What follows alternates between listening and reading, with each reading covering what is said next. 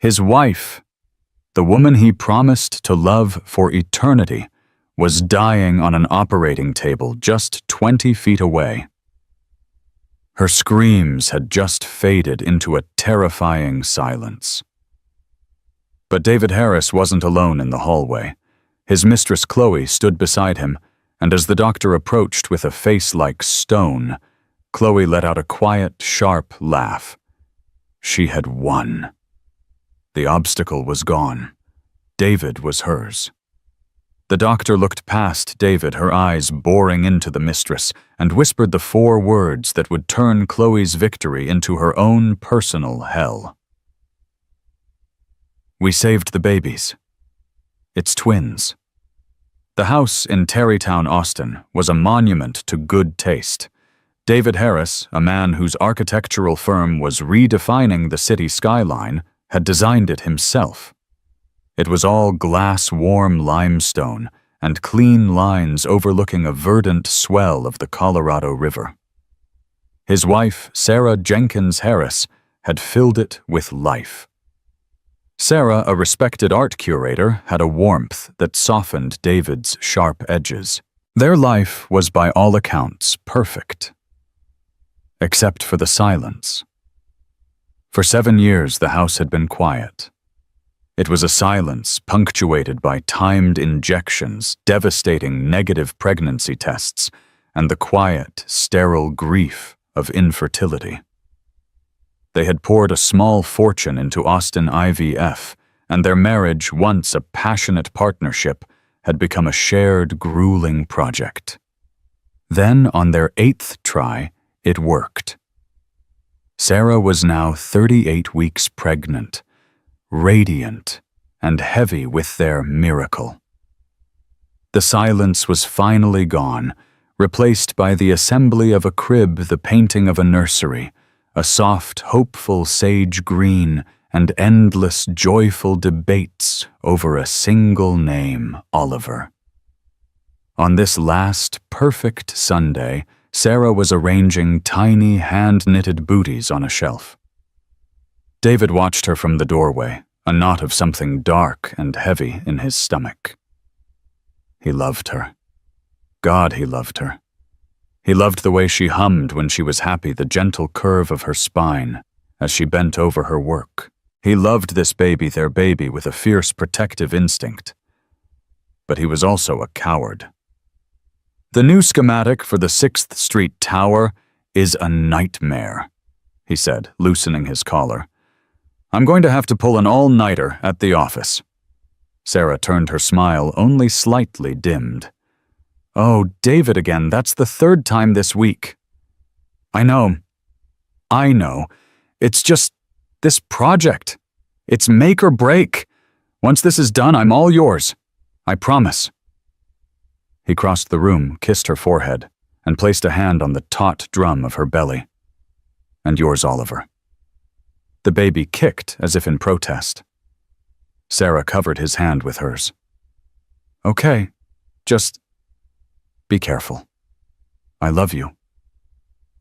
I love you too, David whispered. The lie tasted like ash in his mouth. He didn't drive to the downtown office. He drove to a sleek, impersonal condo building on South Congress. He took the elevator to the 14th floor. The door opened before he could knock. Chloe Sanders didn't wait for him to step inside. She pulled him in by his tie, her mouth finding his. She was all sharp angles, expensive perfume, and thrilling, dangerous ambition.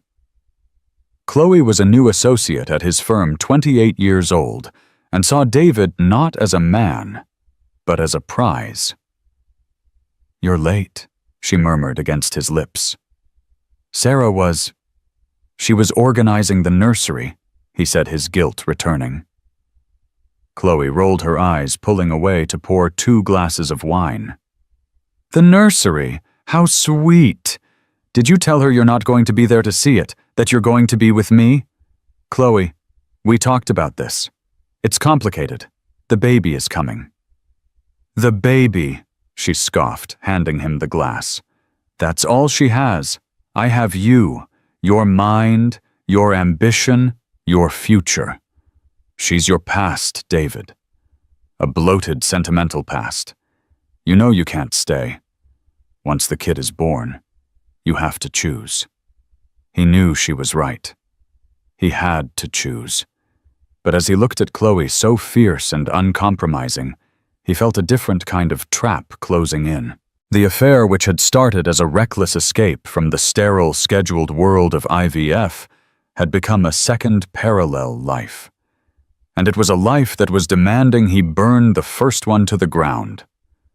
Just not tonight, Chloe. Let's not talk about her tonight, he said, setting the wine down. She smiled, a slow, predatory curving of her lips.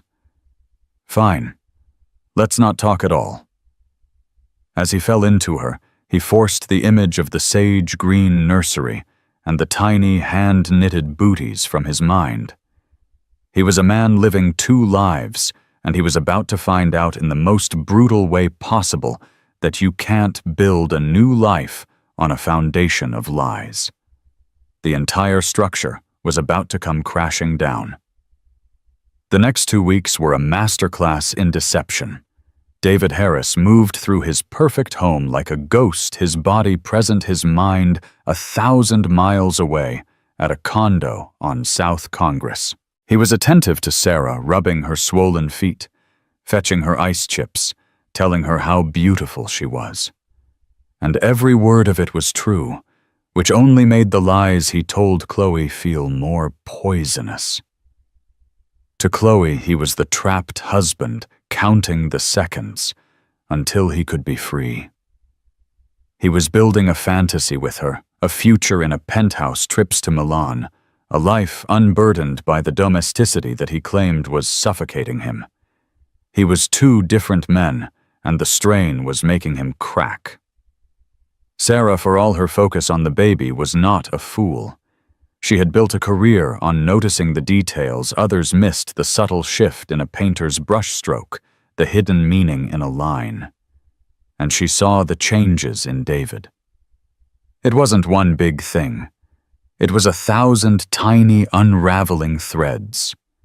It was the way he now showered the moment he came home from working late, when he used to just collapse on the sofa with her.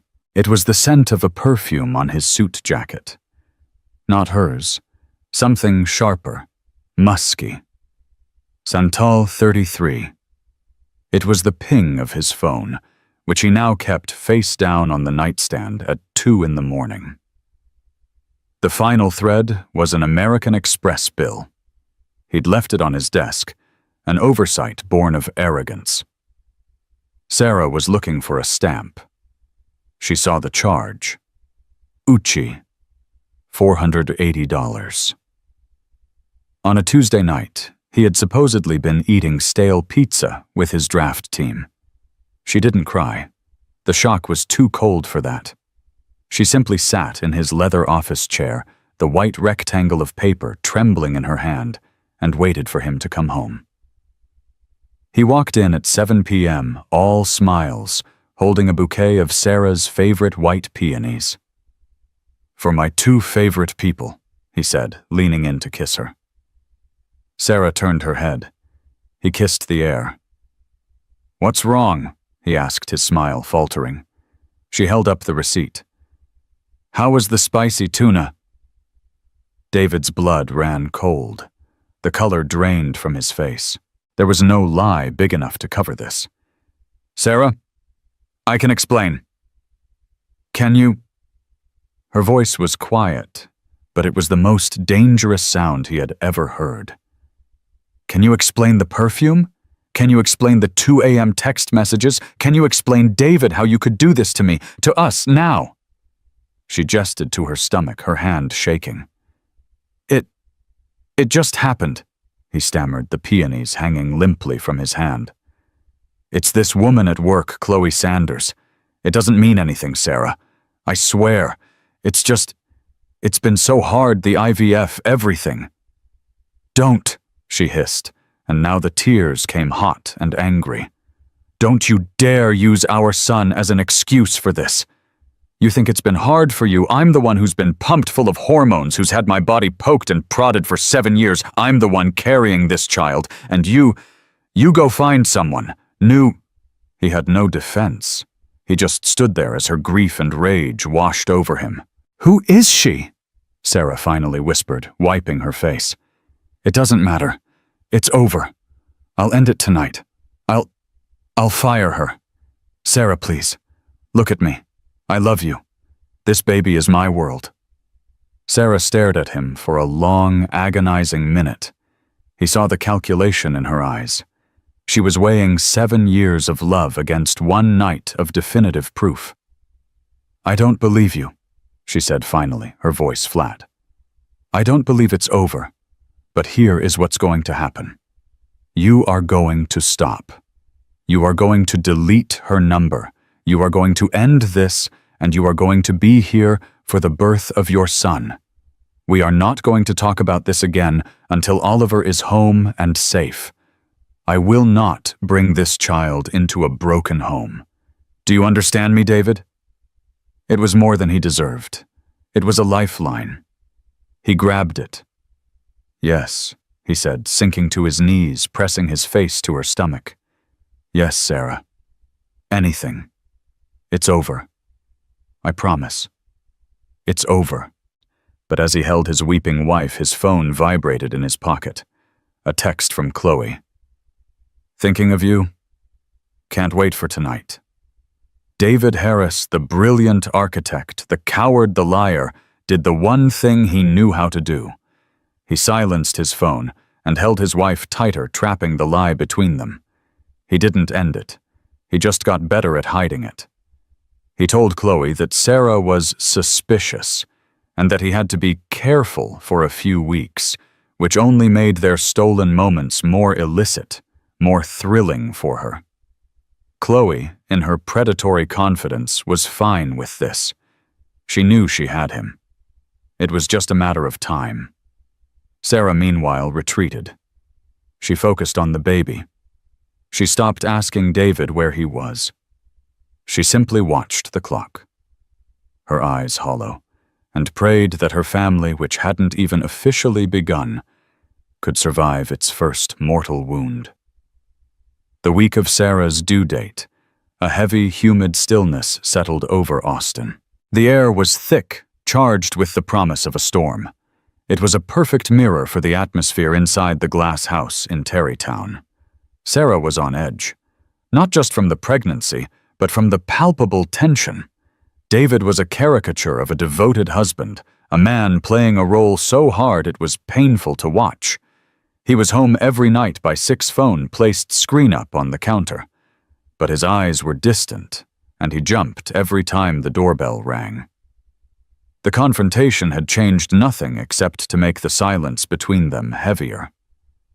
On Tuesday, Sarah had her 39-week checkup. David had a critical meeting he couldn't miss. "It's with the city council, babe. I have to be there. I'll be there for the main event, I promise." "It's fine, David," Sarah said, tying her sneakers, her feet so swollen she could barely see them. "My mother is taking me." Her mother, Margaret Jenkins, was a woman cut from stern Texas granite. She had never fully trusted David, finding his charm too polished, his ambition too sharp. She arrived in her practical Volvo, took one look at her daughter, and her lips thinned. "You look exhausted, Sarah. He's not helping, is he?" "He's busy, Mom. The 6th Street Tower." "Right. The tower," Margaret said the word, dripping with disbelief. At the clinic, Dr. Evelyn Miller, a brisk, brilliant OB-GYN who had guided them through the entire IVF journey, entered the exam room. Her normal, cheerful demeanor was gone. "Sarah Margaret, let's get your blood pressure." The cuff hissed. Dr. Miller looked at the reading. She took it again. "Sarah," she said, her voice calm but firm. "Your pressure is 180 over 110. That's dangerously high." "What? But I feel..." "Okay. Just tired." "That's the scary thing about preeclampsia. I'm also seeing protein in your urine sample. We need to get you to the hospital. Now. We're not waiting for labor. We're inducing you today." A jolt of panic, cold and electric, shot through Sarah. "Today?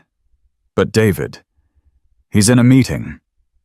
"Call him," Dr. Miller said, already pulling off her gloves and typing into her tablet. "I'm admitting you to St. David's Medical Center. I'll meet you there in 20 minutes. Margaret was already on the phone, her face grim. "David, it's Margaret. Sarah's in trouble. Preeclampsia. They're inducing her now at St. David's." David was, in fact, in a meeting, but it wasn't with the city council. It was in a dark, plush booth at the W Hotel bar, his leg pressed against Chloe's. They were drinking champagne, celebrating the hypothetical future where he was free. His phone buzzed. Margaret Jenkins. He winced and silenced it. "Who's that?" Chloe asked, tracing the rim of her glass. "No one. Just work." The phone buzzed again. "Margaret Jenkins." He silenced it again. "You're a terrible liar, David," Chloe purred. "It's her, isn't it?" Before he could answer, the phone buzzed a third time. Sarah. His heart hammered. Sarah never called him when she was with her mother. He picked it up. "Sarah, is everything okay? David." It was Margaret's voice, sharp with terror. "I'm driving her. She's... God, David, she says she can't see properly. Her vision is blurred. Get to the hospital." "St. David's, now." The line went dead. The blood drained from David's face. Blurred vision. High blood pressure. He'd read the pamphlets. This was bad. This was red alert bad. "I have to go," he said, throwing cash on the table. "What?" Chloe's face twisted in rage. "You're kidding me. She's faking it, David. It's a ploy to get you back." "She's not faking." He snapped, his voice raw with a sudden real fear. "She's at the hospital. It's the baby. It's happening." He ran from the bar, leaving Chloe sitting alone in the booth. She sat there for a full minute, the champagne tasting sour. He had left her. When it came down to it, when the real thing happened, he ran back to his wife. He chose her. A cold, narcissistic fury, deeper and more potent than any she had ever felt, settled over her. She was not a woman to be discarded. She was not the other woman. She was the main woman. And she was going to prove it. She pulled out her phone and called an Uber. "St. David's Medical Center," she told the driver, her voice perfectly calm. "And please drive quickly. It's an emergency." She was going to the hospital. She was going to find David. She was going to force the choice right then and there. She would not be hidden. She would not be ignored. The storm had finally broken, and Chloe Sanders intended to be the one left standing when the floodwaters receded. The maternity ward at St. David's was a place of frantic, controlled chaos. When Margaret's Volvo screeched to a halt at the emergency entrance, Sarah was barely conscious. A team was waiting. They rushed her to a labor and delivery room, alarms already beeping. Dr. Evelyn Miller was there, scrubbed and focused. "She's in severe preeclampsia, bordering on eclampsia," she snapped to the nurses. "Get me a magnesium sulfate drip now and prep for an emergency C-section. She's crashing. This isn't just preeclampsia. I think it's HELP syndrome." HELP syndrome. The acronym was a death sentence: hemolysis, elevated liver enzymes, low platelet count. It was the body's ultimate betrayal, a catastrophic failure of its systems in response to pregnancy. David sprinted through the automatic doors, his heart threatening to burst from his chest. He found the maternity floor and saw Margaret, pale and trembling, outside L&D room 3. "Where is she? Is she okay?" "They took her," Margaret whispered, her eyes burning with hatred. "They're trying to stabilize her, her liver, her platelets. Oh God, David." She dissolved into sobs. A nurse, Brenda, a kind woman with weary eyes, stepped out. Mr. Harris? Your wife is asking for you. David pushed past Margaret and into the room. It was like a war zone. Machines shrieked, and Sarah, his beautiful, warm Sarah, was unrecognizable. She was swollen, her skin a sickly pale, and her eyes were wild with terror. "David," she cried, grabbing his hand with a strength he didn't know she possessed. I can't feel my hands. I'm so scared. David, the baby. Just save our baby. Promise me, save Oliver. I promise, he sobbed, kissing her clammy forehead. We're both right here. We love you. Mr. Harris, you need to step out. We're taking her to the OR. Now. Dr. Miller commanded her voice, leaving no room for argument. They wheeled Sarah out. David stumbled back into the hallway, his legs giving out. He collapsed onto a cold plastic waiting room chair, his head in his hands. He was a fraud. His wife was dying, and the last coherent thing he had done was lie to her. Mr. Harris. He looked up. His blood turned to ice. Chloe Sanders was standing in front of him. She was wearing a black silk blouse and leather pants, looking utterly out of place like a vulture in a dove's nest. Chloe, he whispered, horrified. What are you doing here? You can't be here. I can't, she said, her voice dangerously low.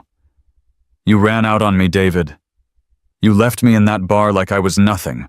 I'm not nothing, David. I'm your future. Chloe gestured contemptuously toward the OR doors. Is your past. I'm here to make sure you remember that. Get out, David hissed, jumping to his feet. He grabbed her arm, trying to pull her toward the elevators. This is a hospital. Your wife is dying. Chloe's voice rose, turning heads at the nurse's station. Nurse Brenda's eyes widened. And you know what, it's for the best. She's weak. She was holding you back. Now you and I can finally be together. You and me and... She paused, a strange, triumphant smile playing on her lips. She had been saving this.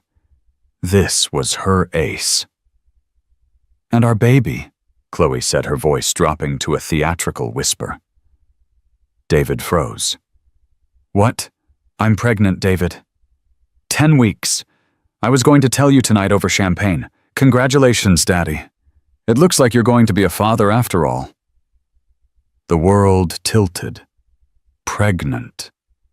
Chloe was pregnant. His wife was on an operating table fighting for her life, and the life of their son, and his mistress was here telling him she was also pregnant. It was a nightmare. It was a hell of his own making. Chloe, you don't understand. Oh, I understand perfectly. You're mine. That thing in there is just a complication. And complications, she said, her eyes glinting, can be removed. You're a monster, David breathed, recoiling from her. I'm a survivor, she corrected. And I'm not leaving. I'm going to wait right here for the good news. Before David could respond, before he could physically throw her out of the hospital, the doors to the operating hallway swung open. Nurse Brenda was walking quickly toward Dr. Miller, who was at the scrub sink. Doctor, Brenda said, her voice low but urgent.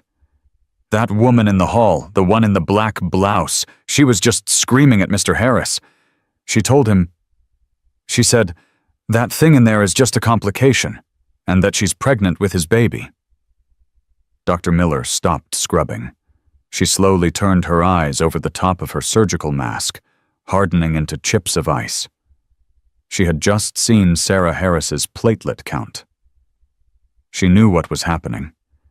She had seen this kind of tragedy before, but the cruelty in the waiting room was a new, horrifying variable. Keep her away from L&D, Dr. Miller ordered. Call security if you have to, and get Mr. Harris back in here. He needs to prepare himself. The battle in the OR was failing. The war in the waiting room was just beginning. Time dissolved into a thick, syrupy dread. David sat on one side of the waiting room near the OR doors, his body vibrating with guilt and fear. Chloe, defiant, had taken a seat on the far side by the elevators, casually scrolling through her phone, as if she were waiting for a table at a restaurant. Margaret had gone to the chapel, unable to bear the sterile, terrifying proximity to the operating room. David prayed. He prayed to a God he hadn't spoken to in years. He prayed for Sarah. He prayed for Oliver. He prayed for this nightmare to end, for the clock to rewind, for a chance to undo the last 6 months of his life. An hour passed, then 2. The atmosphere on the floor shifted. Nurses moved with a new grim urgency. David heard a code blue paged over the intercom, followed by L&D Operating Room 2. Sarah's room. He shot to his feet. A nurse gently pushed him back. "Sir, please wait." He watched helpless as the crash cart was slammed through the doors. He heard a new level of frantic shouted commands from inside, and then a sound that would haunt him forever, a long, single, continuous beep. The sound of a flat line. Chloe looked up from her phone, a flicker of interest in her eyes. She saw David's white-knuckled grip on the chair. She saw the panic. She saw the tears streaming down his face. And then the OR doors opened. Dr. Evelyn Miller walked out. She was no longer a surgeon. She was an executioner. She had stripped off her bloody gloves and her scrub cap. Her short gray hair was matted with sweat. Her face was a mask of profound professional grief. She walked directly to David. He already knew. He was already shaking his head. "No.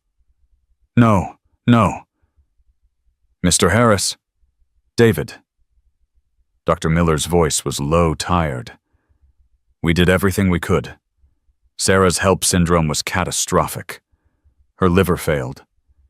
She developed DIC. She was bleeding from everywhere. We couldn't stop it. We gave her 30 units of blood, but she threw a massive embolism." The doctor took a deep breath. "I'm so sorry. We lost her. Sarah, she's gone." David Harris shattered. A sound left his body that wasn't human. It was a raw animal wail of pure agony. He collapsed, his body folding in on itself, his hands clawing at his face. He had killed her. His lies, his stress, his betrayal, he had killed her. And from across the waiting room came another sound. A laugh. It was quiet, sharp, and utterly unmistakable. A single, triumphant bark. David's head snapped up. Chloe was standing now, a hand partially covering her mouth, but her eyes were dancing with victory. She had won. The wife was dead. The obstacle was gone. David was grieving, yes, but he would get over it. He was hers. All of him. And his fortune. She walked over her heels, clicking on the linoleum, her face a perfect, false mask of sympathy. "Oh, David, darling, I'm so terribly sorry for your loss. What a tragedy." David, in his shock and grief, could only stare at her. Dr. Miller's eyes, which had been fixed on David, slowly swiveled to Chloe. She recognized her instantly. The woman from the hallway. The complication. Her gaze was so cold, so filled with contempt it could have frozen fire. Chloe's smirk faltered under the weight of it. "Mr. Harris," Dr. Miller said, her voice suddenly sharp, deliberately cutting through Chloe's performance. She did not take her eyes off the mistress. "Mr. Harris, we couldn't save Sarah." She paused. "But we saved the babies." David's head, buried in his hands, came up slowly. "What babies? No, it's a boy. Oliver." Dr. Miller finally turned her gaze back to David, and for the first time a flicker of softness entered her eyes. "It was a surprise," she said, her voice gentle, but loud enough for Chloe to hear every word. One baby was positioned directly behind the other on every ultrasound. It's rare, but it happens. We didn't know until we got in. She knelt, putting a hand on David's shoulder. "You have a son, David. He's tiny, but he's a fighter. And you have a daughter. It's twins." The 4 words hit the air. It's twins. Chloe's face, which had been alight with triumph, went utterly dreadfully pale. The smirk vanished, replaced by a mask of chalk-white horror. Her mouth opened, but no sound came out. Twins. Not one inconvenient, grieving child. 2. 2 babies. 2 permanent, unbreakable living links to the sainted dead wife. 2 heirs to the Harris legacy. 2 tiny, screaming, expensive reminders of Sarah forever. Her own pregnancy, which she had seen as her trump card, her checkmate, was suddenly a liability. She wasn't an exciting new life. She was just the other one. The one with the 3rd baby. David was no longer a grieving widower she could comfort and claim. He was a single father of newborn twins. Her victory, so sweet just seconds before, had turned to ash in her mouth. She backed away, stumbling, her eyes wide with panic. She had laughed, and now the universe was laughing back. The days that followed were a blur of antiseptic smells, the rhythmic beeping of NICU machinery, and a crushing, suffocating guilt. The twins, Oliver and Olivia, were impossibly small, their bodies lost in a tangle of wires and tubes inside their separate incubators. They were Sarah's. They had her delicate eyelids, her fine hair, and David, looking at them through the clear plastic, felt nothing but a profound, hollow sense of being an imposter. Sarah's funeral was a quiet, agonizing affair. Margaret Jenkins stood at the graveside, her face a stone carving of grief. She did not speak to David. She did not look at him. She simply accepted the folded flag. Sarah had been an Air Force brat, and stared at the polished casket, her hatred for the man who had broken her daughter's heart, a palpable physical force. David was alone. And then he wasn't. Chloe Sanders, after her initial shock, had regrouped. She had a new strategy. She showed up at his Tarrytown house a week after the funeral, dressed in modest, funereal black. She brought a casserole. "David," she said softly, stepping inside before he could stop her.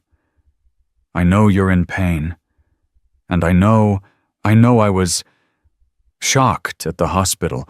I didn't mean to react that way. It was just all so much." David, who was operating on 3 hours of sleep and pure self-loathing, just stared at her.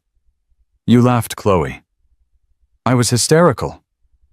She lied, her eyes wide with feigned innocence.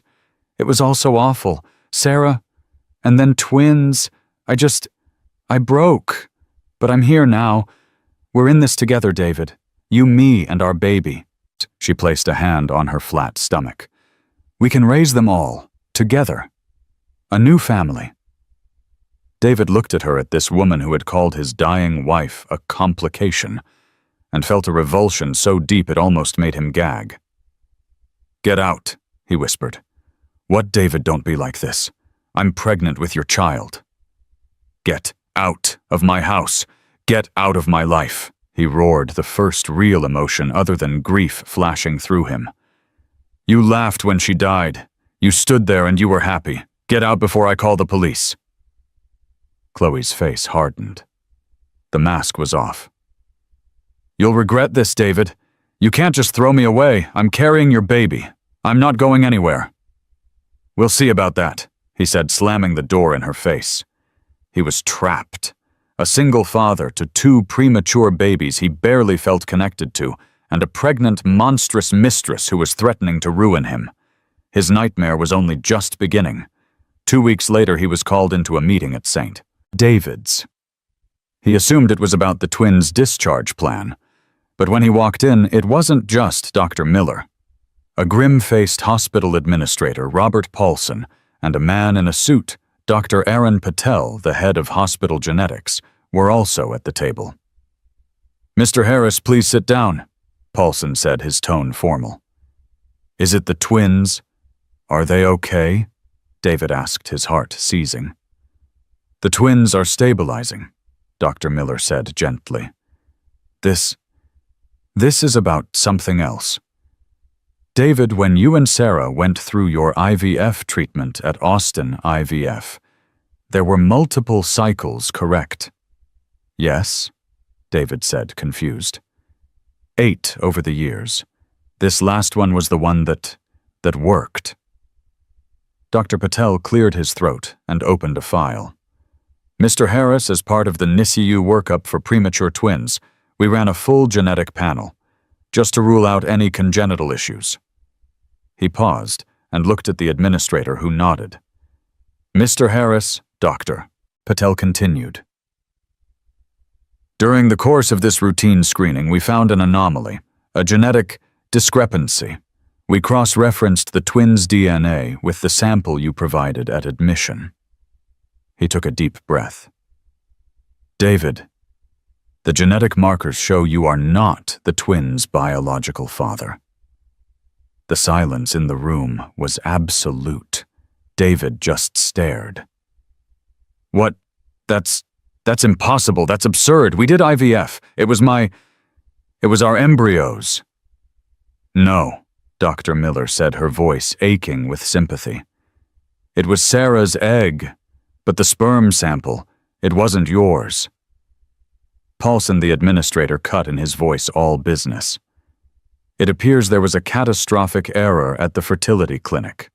Austin IVF is a separate entity, but they have privileges at our hospital. We've cross-referenced their records for that day.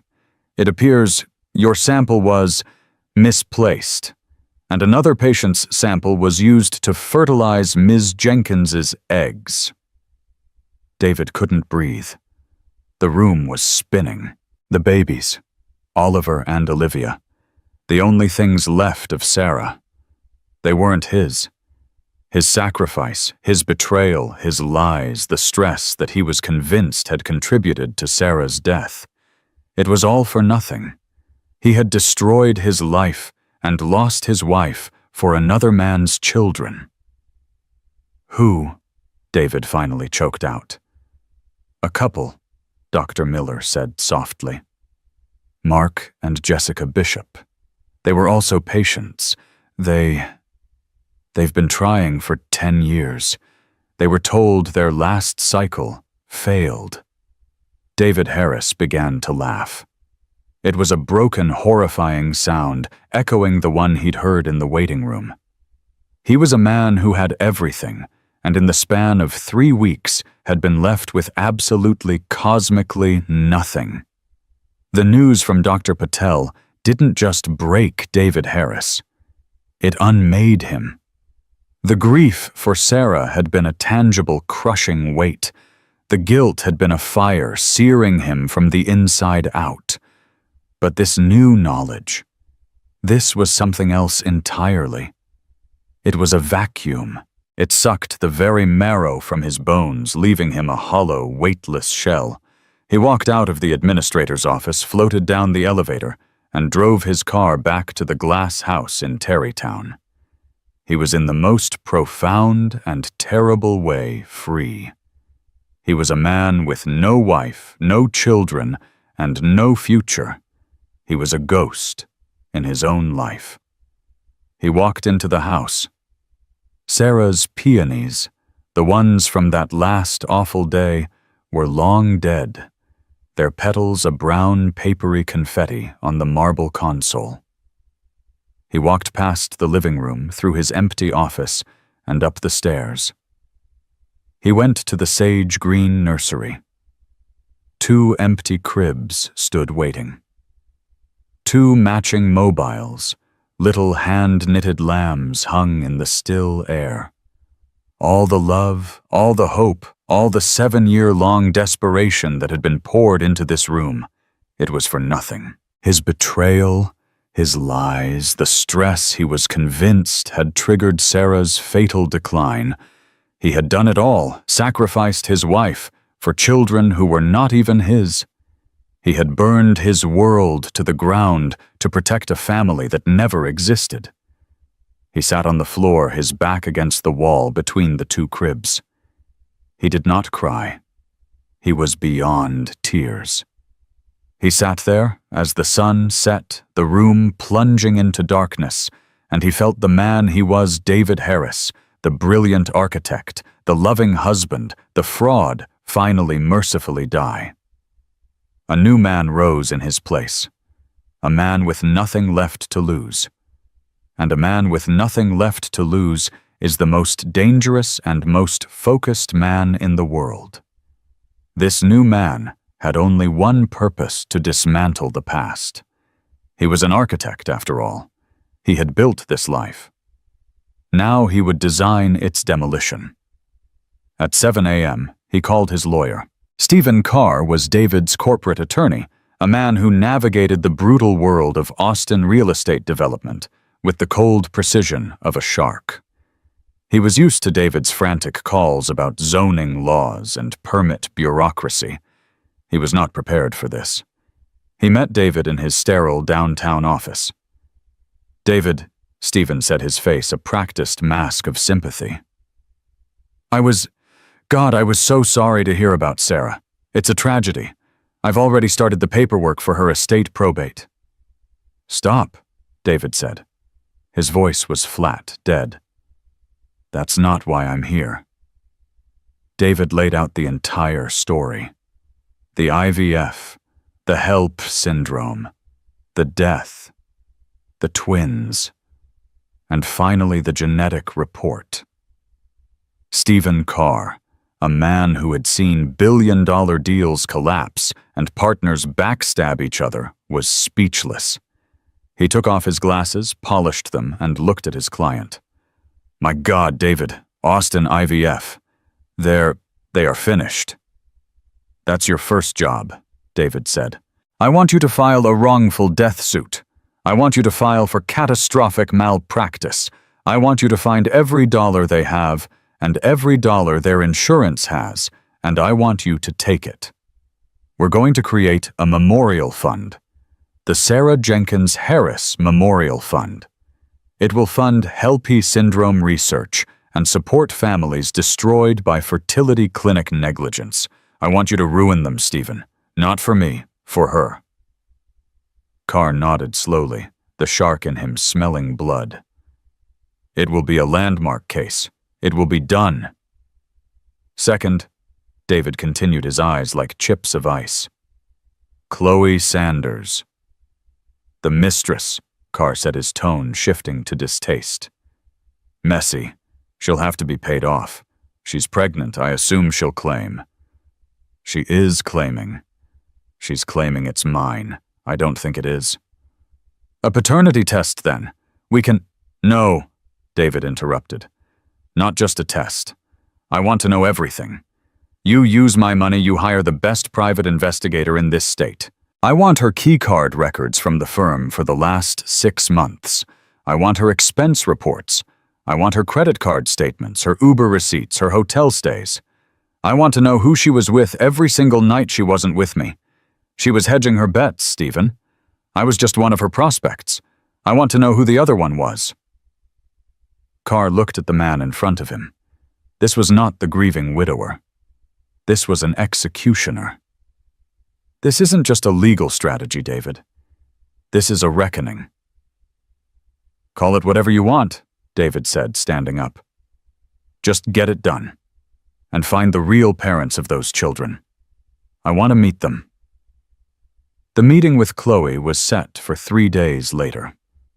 The investigator was fast. David had the file. It was worse and better than he could have imagined. He chose a bright, soulless Starbucks on a busy corner, a place with no memories and no shadows. She walked in, and David was struck by the audacity of her performance. She wasn't dressed in black.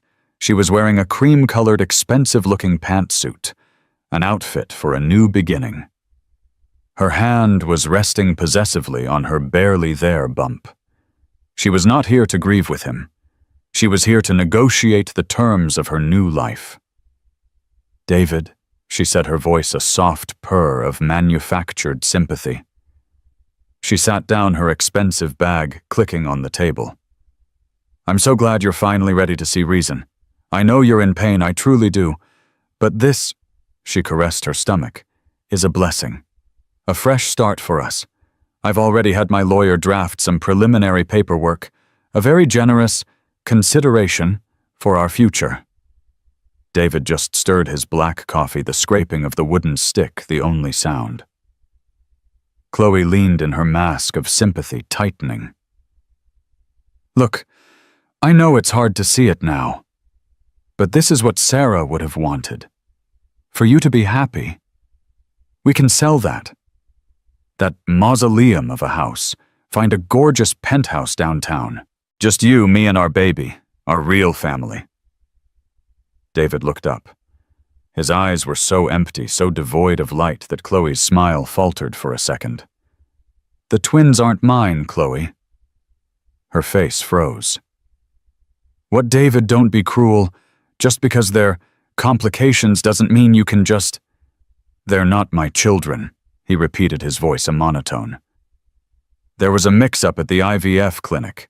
A genetic test confirmed it. They belong to another man, another couple. I'm not their father." Chloe stared at him. She processed the information. Disbelief. Confusion. And then, the most profound, sickening relief. It started as a snort, a disbelieving puff of air. Then her shoulders started to shake. She covered her mouth, but it was no use. A high, ringing laugh burst out of her.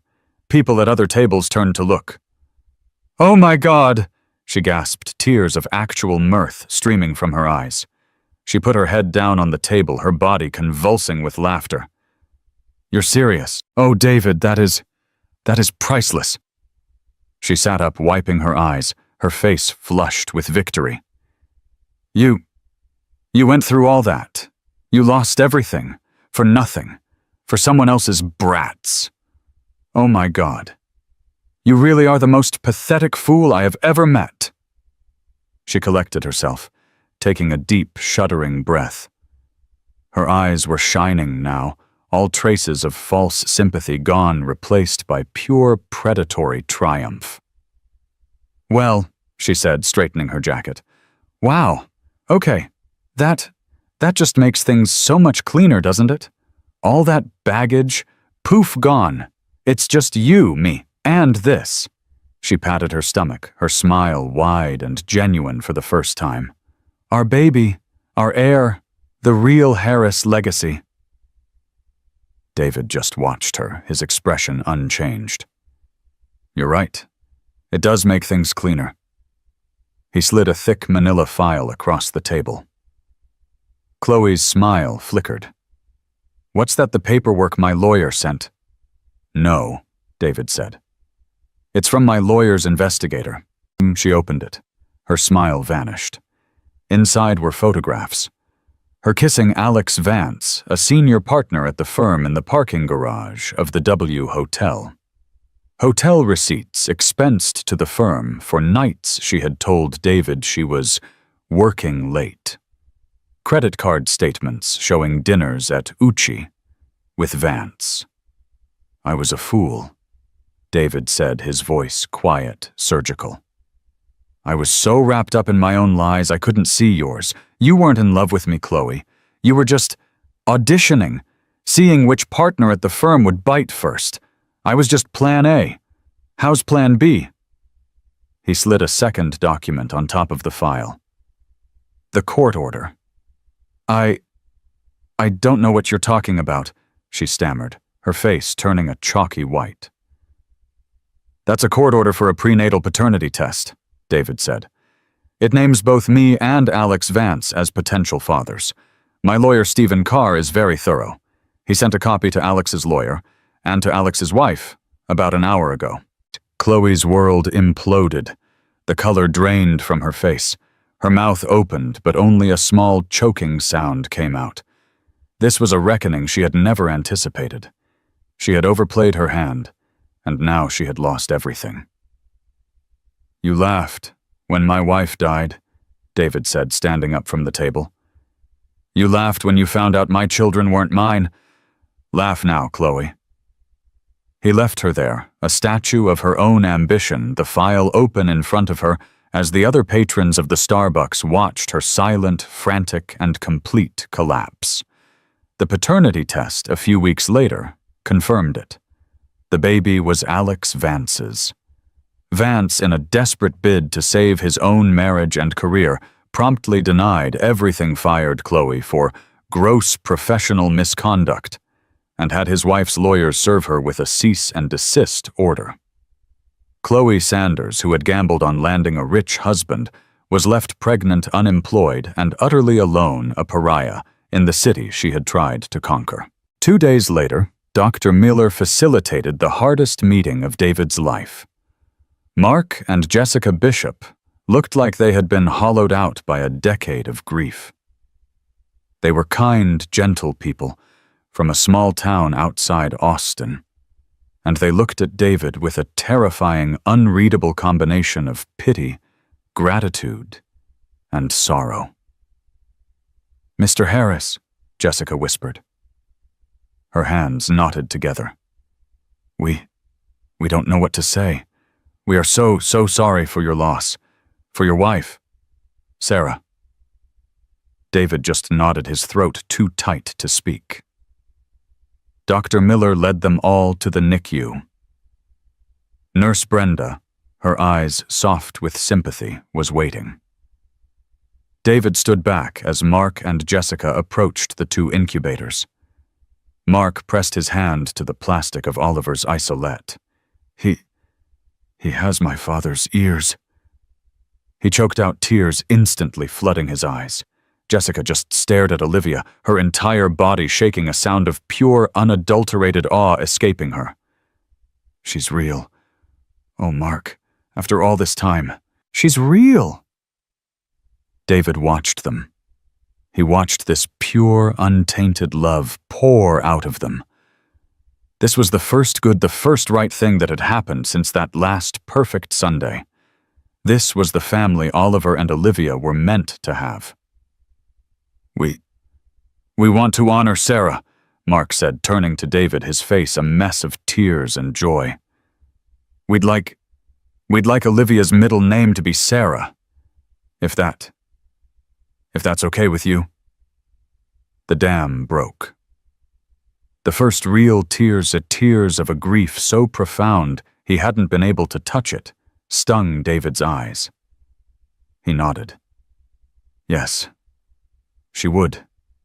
She would have liked that. He watched Nurse Brenda help Jessica hold her daughter for the first time. He watched Mark put a single finger into Oliver's tiny hand and watched the baby grip it. He was the outsider. He was the ghost. His role in this story was over. He turned unseen and walked out of the NICU, leaving the Bishops to their miracle. The dismantling was swift. The lawsuit against Austin IVF settled for a staggering sum, bankrupting the clinic and making national news. The Sarah Jenkins Harris Memorial Fund was established the next day. David sold the glass house in Tarrytown. He sold his partnership at the firm. He liquidated every stock, every bond, every last trace of his old life. His last stop was Margaret Jenkins's house. She opened the door. She had aged a decade. The Texas granite of her face was cracked, revealing a raw, bottomless grief. Margaret, he said. He was holding a single cashier's check. She just stared at him, her eyes burning with a cold, pure hatred. "It's everything," he whispered, his voice breaking. "The house, the firm, the stocks. It's all I have left. It's for her, for you." He held it out. She looked at the check, then back at him. "Do you think this brings her back?" she hissed, her voice like gravel. "No, nothing does." "She loved you," Margaret said, and the words were a final, damning verdict. "She knew. She told me the week before. She knew you were cheating, and she was going to stay. For the baby. Your lies, the stress. You and that whore. You did this. The doctors can call it HELP syndrome. I call it murder." David stood there and took it. He had no defense. "I know." She snatched the check from his hand. "Good. I hope you live 1,000 years, David, and I hope you remember her face and what you did to her every single second of it." She slammed the door in his face. He was done. David Harris walked away. He got into an old used pickup truck he'd bought with the last of his cash. He had one bag in the passenger seat. He drove out of Austin past the skyline he had helped to build. He didn't look back. He drove west into the vast, empty heart of Texas until the city was just a smear of light in his rearview mirror. He stopped at a gas station in the middle of nowhere, the wind whipping dust across the road. He looked at his reflection in the dirty bathroom mirror. The man looking back was a stranger, gaunt, haunted, empty. The architect was gone. The husband was gone. The father was gone. All that was left was the ghost. He got back in the truck, pointed it toward the setting sun, and drove into the darkness, a man with no name, no past, and no future. Just the long, empty road. In the end, there were no winners. There was only the devastating wreckage of choices made in secret. David lost his wife, his children, and his entire identity. Chloe, who laughed at another's tragedy, found herself the star of her own, abandoned and ruined by the very ambition that drove her. But two lives, Oliver and Olivia, were saved from the rubble. They are to this day being raised by a loving, grateful family who never gave up hope. This story is a brutal reminder that a lie can't just build a new future. It can only annihilate the present. The truth, no matter how delayed, always finds its way to the surface. Thank you for listening. If this story moved you, please hit that like button. Share it with someone who loves a story of twists and consequences, and subscribe to the channel for more true life drama every week. Let me know in the comments what you think. Was David's final act a form of redemption, or was it simply the last act of a coward? We'll see you in the next one. What if the woman who destroyed your past was suddenly forced to face you for her future? In the glittering skyscrapers of New York, a brutal betrayal shatters a perfect marriage. A powerful CEO, Richard Sterling, coldly divorces his pregnant wife, Eleanor, for his ambitious mistress, Isabella. He leaves his wife with nothing but a broken heart and the child he'll never know. But fate has a long memory. 25 years later, a federal courthouse becomes a stage for the ultimate reckoning. A new judge, known for his unbending integrity, is assigned a landmark fraud case. The defendant, the ruthless Isabella Sterling. The judge, James Vance. The son, Richard, abandoned. Stay with us as we unravel a story where the gavel of justice is held by the hand of the victim. The penthouse on Park Avenue wasn't just a home, it was a statement. It was 30,000 square feet of Italian marble, floor-to-ceiling glass, and curated art that screamed new money, trying desperately to look old. This was the domain of Richard Sterling, the CEO and founder of Sterling Global Enterprises, a man who had devoured the worlds of logistics and private equity with the same predatory grace he used to navigate a gala. And beside him, the perfect accessory to his empire, was Eleanor Vance Sterling. She was not a product of his world. She was, he often thought, the last genuine thing he owned. Eleanor was Vassar-educated, with a quiet intelligence and a warmth that smoothed Richard's abrasive edges. She ran 3 of the city's largest charities, not for the photo ops, but because she genuinely believed in the work. Tonight, they were hosting their annual Sterling Foundation benefit. Men in bespoke Tom Ford suits, and women in cascading diamonds filled the space, the air thick with the scent of expensive perfume and the low murmur of strategic alliances. "Richard, darling," a voice purred, cutting through the din. It was Isabella Rossi, a junior analyst from Richard's M&A Mergers and Acquisitions department. She was everything Eleanor was not: sharp raven-haired, with eyes that didn't just look at you, but appraised you. She wore a crimson dress that seemed painted on a stark, deliberate slash of color in a room of elegant neutrals. "Isabella, you've been doing incredible work on the new Singapore fund," Richard said, his voice a professional baritone, but his eyes lingered a fraction of a second too long. Eleanor, standing nearby, felt a familiar cold prickle of unease. It had been happening for 6 months. The late nights Richard blamed on closing the Tokyo market. The sudden whispered phone calls he took on the terrace. The detached, almost clinical way he'd begun to look at her. She placed a hand on her stomach, a small, barely there curve.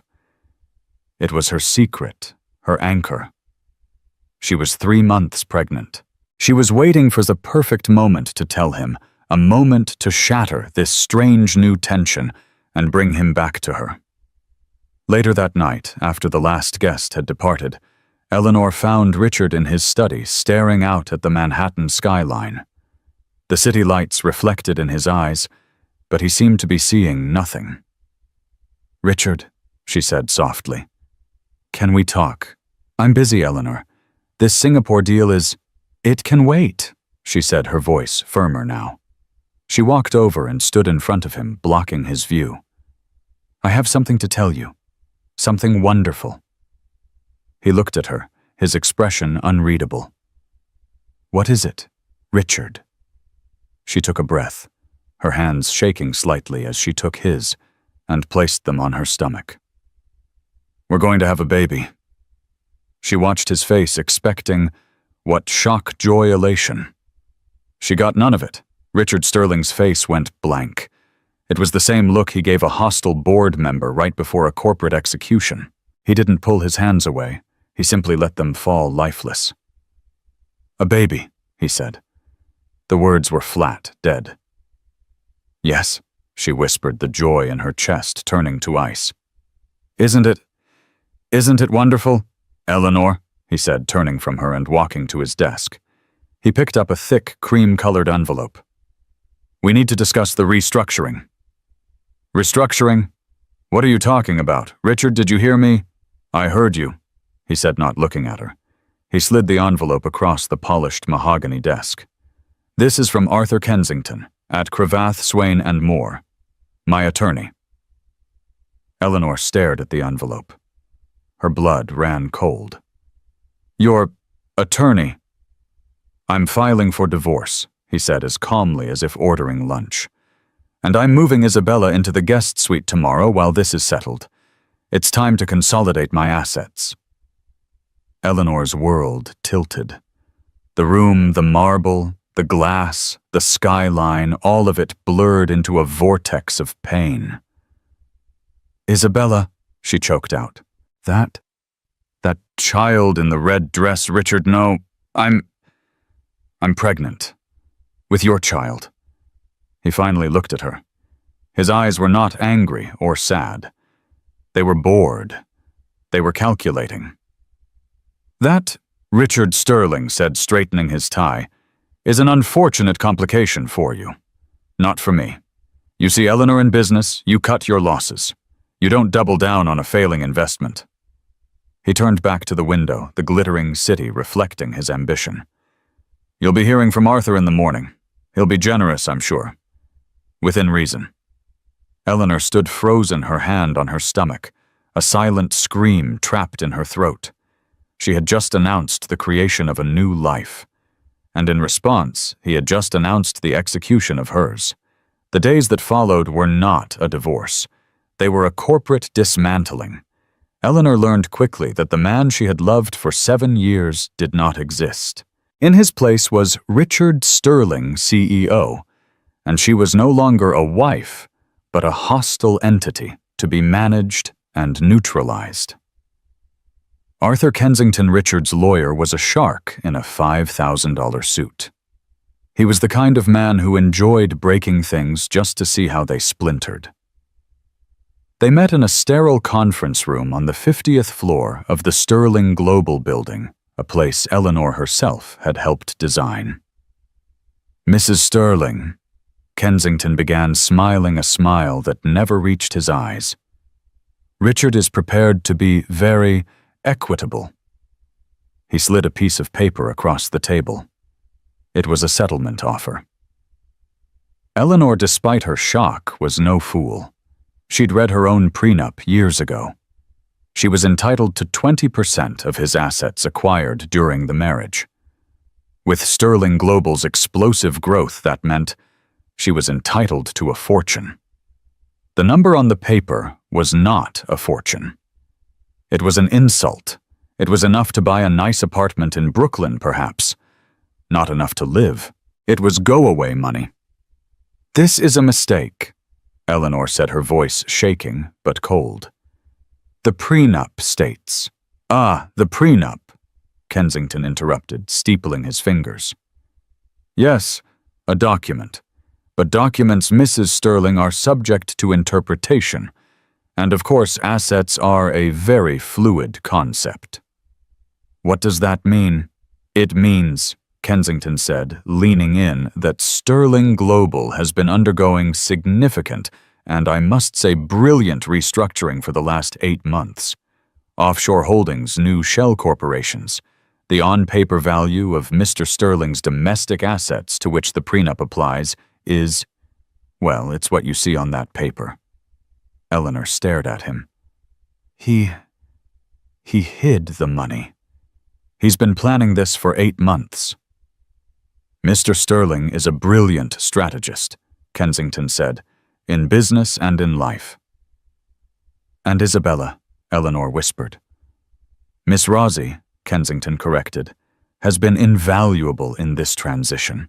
Her insights into international finance law are truly singular." The betrayal was deeper than she could have ever imagined. It wasn't a sudden, passionate affair. It was a cold, calculated coup. Isabella hadn't just seduced her husband. She had actively helped him liquidate Eleanor's entire future. "And the baby," Eleanor's voice was barely audible. Kensington's smile vanished. "Mr. Sterling is skeptical of the timing. He will, of course, contest paternity, a lengthy and no doubt public court battle, unless, of course, you accept the current offer and agree to a non-disclosure agreement that covers everything, for all time." It was a checkmate. He was threatening to drag her pregnant and humiliated through the New York tabloids, painting her as a liar and a gold digger, all while the real gold digger was redecorating her penthouse. That night, Eleanor didn't just pack her bags. She erased herself.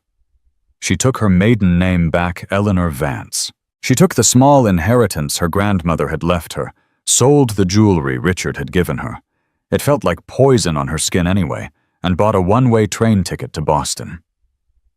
As the train slid out of Penn Station, she watched the Sterling Global Tower, her tower recede into the skyline. Isabella Rossi was already there. Paparazzi photos had captured her moving in not through the service entrance, but through the front lobby, bold and triumphant. 2 days after Eleanor arrived in Boston, the divorce was finalized. She signed the papers in a cramped notary's office that smelled of stale coffee. 7 months later, in a small hospital in Back Bay, Eleanor Vance gave birth to a son. He had her eyes, but he had Richard's determined chin. She held him to her chest, the pain and humiliation of the past year receding into a fierce, protective love. "Hello, James," she whispered, kissing his forehead. "James Vance. It's just you and me, and I promise you I will never let anyone hurt you. I will teach you everything about integrity and justice and honor, all the things he never knew." While Eleanor was learning to be a mother, Richard Sterling was on the cover of Forbes. He and Isabella Rossi were married in a lavish $10 million ceremony in Lake Como. The headline read, "The Ultimate Merger, Sterling and Rossi Combine Forces." Eleanor saw the magazine in a CVS checkout line. She looked at the photo of Richard and his new radiant bride. Then she looked down at the tiny sleeping face of her son. "He chose that," she whispered to James. "And I got you." It was not a fair trade, but in that moment, Eleanor Vance decided it would be a winning one. The game wasn't over. It had just begun. The next 25 years were a study in contrasts. In New York, the empire of Richard and Isabella Sterling grew into a colossus. Sterling Global Enterprises, now with Isabella as COO, became infamous for its ruthless take-no-prisoners expansion. They bought out competitors, stripped them for parts, and laid off thousands, all while their personal wealth ballooned into the tens of billions. They had a daughter, Chloe Sterling, who was raised by a team of nannies and became a notorious tabloid fixture, famous for her disastrous reality TV appearances and designer drug habits. Richard's life was a fortress of glass and steel, opulent, impressive, and utterly cold. He rarely, if ever, thought of the son he'd dismissed as a failing investment. In Boston, life was built on a different foundation. Eleanor Vance raised James in a modest 2-bedroom apartment in Brookline. She worked as a paralegal during the day and put herself through law school at night at Suffolk University. She didn't just become a lawyer, she became a warrior. Eleanor joined the Legal Aid Society fighting for tenants, against slumlords, for spouses in domestic abuse cases, for all the people. The Richard Sterlings of the world, crushed without a second thought. She never poisoned James against his father. She didn't have to. She simply told him the truth once, when he was old enough to ask. "Your father," she told him over dinner when he was 12, "is a very successful man. But he made a choice. He chose his business over his family. He chose money over honor. That is his life.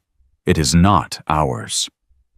That conversation lit a fire in James. He saw his mother's exhaustion, her quiet dignity, her relentless fight for people who had no one. He didn't want his father's money or his name. He wanted to undo what his father represented. He inherited Richard's sharp intellect and ambition, but he filtered it through Eleanor's profound empathy and ironclad sense of justice. James was brilliant. He devoured books on history, philosophy, and law. He graduated top of his class, got a full scholarship to Harvard Law, and became the editor of the Law Review. While Chloe Sterling was being arrested for a DUI in a Lamborghini, James Vance was clerking for a federal judge. He didn't go into corporate law, where he could have named his price. He joined the U.S. Attorney's Office for the Southern District of New York. He wanted to be in the arena. James Vance became a prosecutor known for his surgical precision and his utter lack of fear. He didn't just prosecute, he dismantled. His specialty was complex financial crime. He loved nothing more than taking down arrogant, untouchable white-collar criminals who believed the law was for other people. His closing arguments were legendary, not fiery, but cold, logical, and devastating. His most famous case was United States versus Peterson, where he successfully convicted a hedge fund billionaire, Mark Peterson, for a massive insider trading scheme. Peterson, much like Richard Sterling, had tried to hide his assets in a web of offshore accounts. James, with a near-obsessive zeal, had unraveled every single one. His success was meteoric. After 8 years as a prosecutor, his reputation for integrity and intellect was so profound that when a spot opened on the federal bench for the Southern District, his name was at the top of the list. At 34, James Vance became one of the youngest federal judges ever appointed in New York history. The Honorable James Vance. He bought his mother a beautiful brownstone in Brooklyn Heights, overlooking the very skyline that had once been her prison. On the day of his investiture, Eleanor stood in the packed courtroom, her eyes blurred with tears as her son put on the black robe. He was the living, breathing embodiment of her victory. James never used his father's name. He never contacted him. To him, Richard Sterling was just another headline, a symbol of the very corruption he had sworn a sacred oath to fight. He was a ghost, a cautionary tale. He had no idea that the ghost was about to walk into his courtroom. The downfall of Isabella Sterling didn't happen all at once. It was a masterpiece of hubris, a death by 1,000 cuts, all self-inflicted, as COO of Sterling Global. Isabella was the true engine of the company. Richard had become the figurehead, the aging lion who enjoyed the reputation, while Isabella did the actual killing. She was bolder than Richard, more reckless. She didn't just bend the rules. She rewrote them. Her great project was the Helios Initiative, a multi-billion-dollar acquisition of sustainable energy companies across South America. It was meant to greenwash Sterling Global's reputation and be her crowning achievement. But the Helios Initiative was a lie. The companies Isabella was acquiring were mostly worthless. They were shell corporations, many of which she secretly controlled through a labyrinth of offshore accounts registered in Panama and the Cayman Islands. She wasn't buying assets. She was siphoning Sterling Global's capital directly into her own pockets. It was a staggering, complex fraud. She was using company money to buy her own fake companies at massively inflated prices. She was cooking the books, filing false reports with the SEC, and lying to shareholders, all while pocketing billions. The first thread was pulled by a young, hungry analyst at the SEC. An algorithm flagged an irregular wire transfer, $50 million, to a Panamanian holding company called Apex Solutions, an entity that seemed to have no employees and no office. The SEC started digging. They dug for 2 years. What they found was a criminal enterprise so vast it shocked even them. They referred the case to the U.S. Attorney's Office, James Vance's old stomping grounds.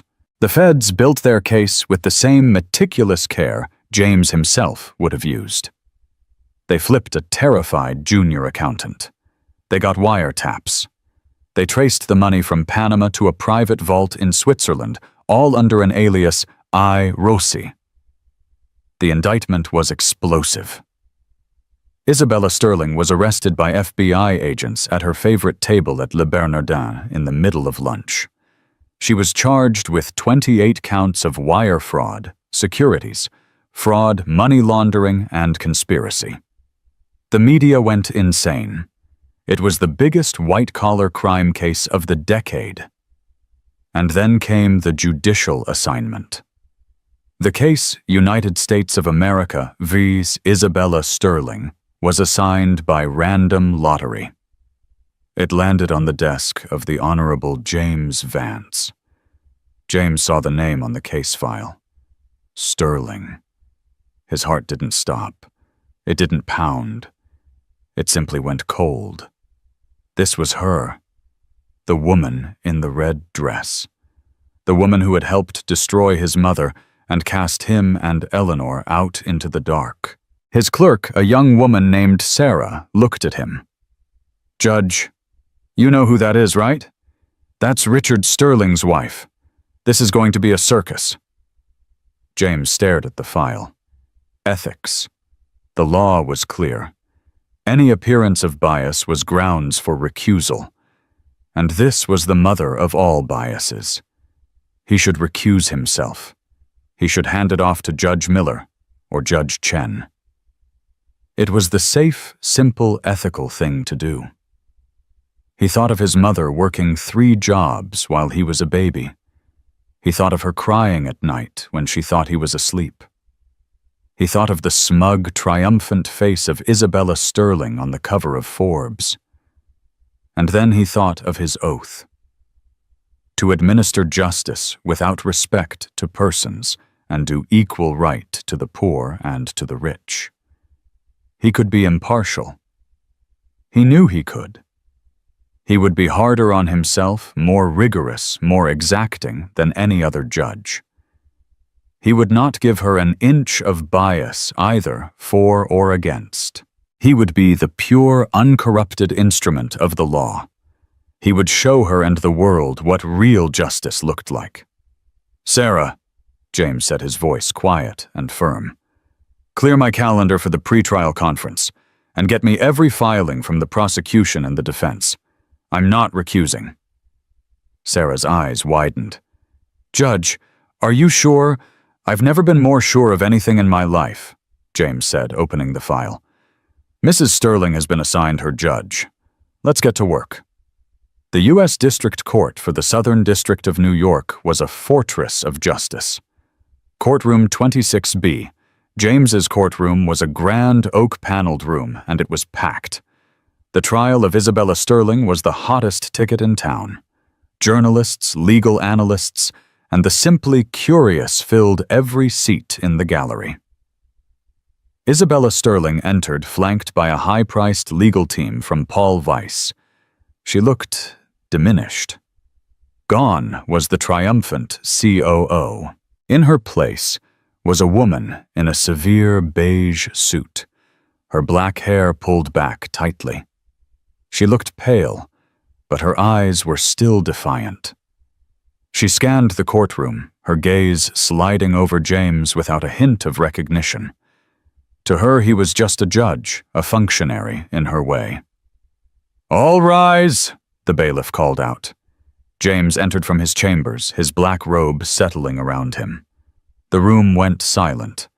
He sat, the weight of the moment settling on him. He looked down at the defendant. "This court is now in session," James said, his voice echoing in the chamber. "The case of the United States v. Isabella Sterling. Are both sides ready to present their opening statements?" The trial began. For 2 weeks, the prosecution methodically laid out its case. They presented wire transfers, bank records, and the damning testimony of the accountant they had flipped. It was a clinical, devastating picture of greed. James presided with an icy calm, overruling and sustaining objections with textbook precision. He gave Isabella's defense team no room to complain of bias. Isabella's defense was simple. She was a woman in a man's world. She was the victim. She had been manipulated, set up, and framed by her own husband, Richard Sterling.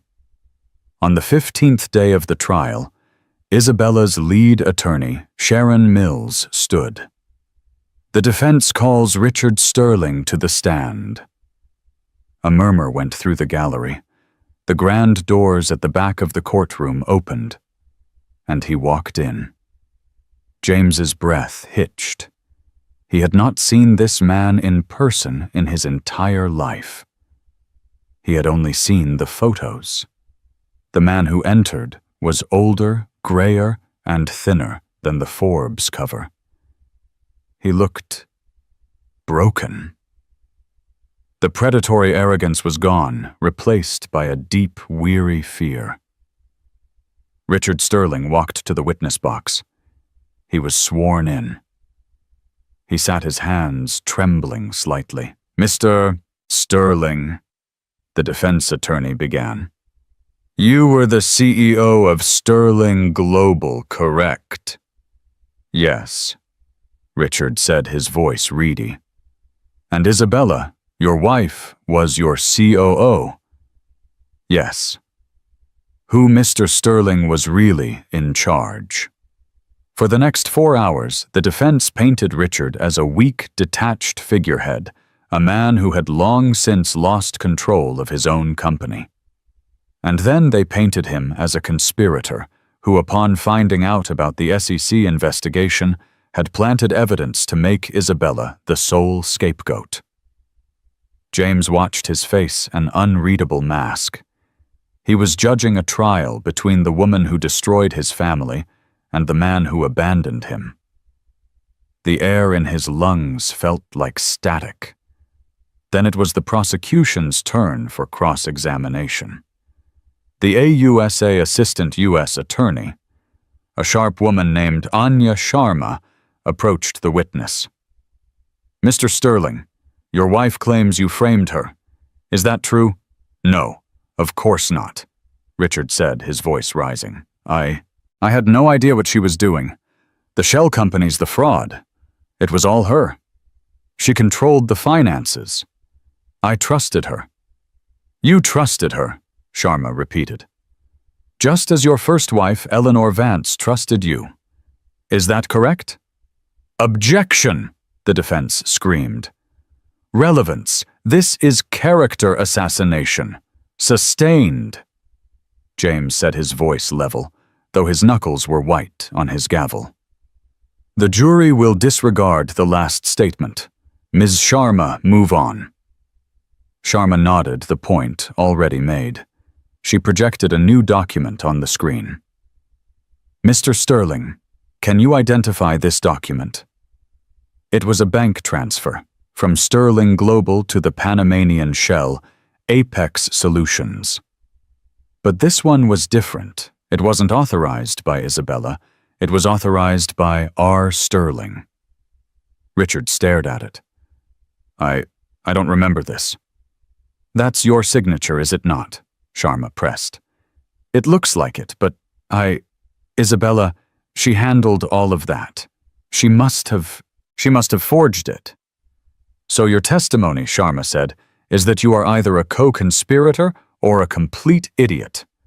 Which one is it, Mr. Sterling?" "Objection. Sustained," James said. He looked at his father. The man on the stand was a liar, a coward, and a fool. He was pathetic. All the anger James had held for 25 years, it just evaporated. It was replaced by a cold, empty pity. This was the man his mother had loved. This was the man who had thrown him away. He was nothing. The trial continued. But as James watched the dynamic between Richard and Isabella, two serpents devouring each other on the stand, he had no idea the real twist, the one that would break the case, and his own composure was yet to come. The trial was in its 3rd week. Richard Sterling's testimony had damaged the defense, but it had also implicated him creating a he said, she said scenario of two corrupt executives. Isabella's defense was leaning hard on the idea that she was the scapegoat. The jury looked confused. It was then that the prosecution announced a surprise rebuttal witness. "The people call Maria Sanchez to the stand." A small, nervous-looking woman in her late 60s walked into the courtroom. She looked terrified, clutching a worn leather handbag. "Who is this?" Isabella whispered, panicked, to her lawyer. Her lawyer just shook his head, looking blindsided. The prosecutor, Anya Sharma, began. Ms. Sanchez, where were you employed for the last 30 years? I was an executive assistant, Maria said, her voice soft. At Sterling Global Enterprises. And who specifically did you work for?